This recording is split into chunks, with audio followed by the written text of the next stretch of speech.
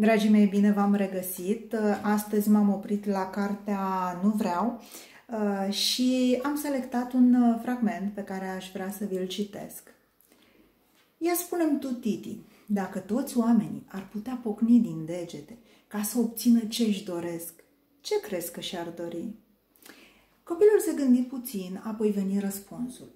Poate că unul ar vrea o casă, altul o mașină, mulți ar vrea bani sau vacanțe. De fapt, cred că adulții vor doar bani, pentru că toată ziua îi auzi că se plâng că nu le ajung. Dacă au mulți bani, ar avea de toate, nu? Atunci nimeni nu ar mai munci. Cu toții am fi într-o continuă vacanță. Am stat la soare și am fi serviți. Nu vreau, râse. Dar ia spune-mi atunci, cine te-ar servi?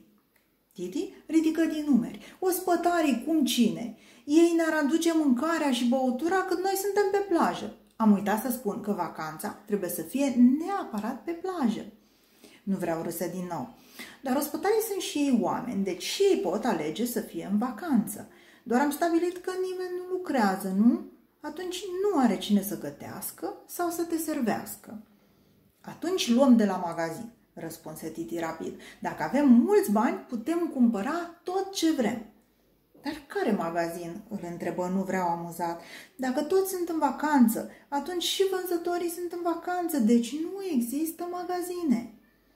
Copilul era puțin dezamăgit. Dacă nu putea să-și cumpere nimic, de ce mai avea bani? Și dacă nimeni nu-l putea servi, ce rost mai avea vacanța? Găsi însă o soluție rapidă. Ai dreptate, ceea ce am cerut eu nu este corect. Adulții nu pot să aibă tot ceea ce își doresc, pentru că cineva trebuie să mai și muncească.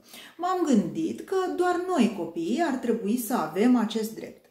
Lumea ar fi mult mai frumoasă dacă toți copiii ar putea să obțină tot ceea ce le trece prin cap. Ar fi interesant să pot să bat din palme și să mi se îndeplinească o dorință. Ei bine, dragilor, dacă totul ar fi posibil, voi cum ați dori să fie viața voastră? Tot o continuă vacanță.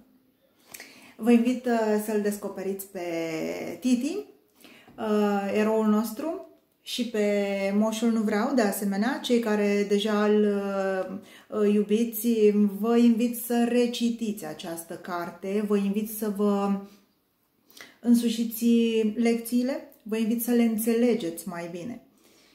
Cam asta pentru astăzi, ne vedem curând!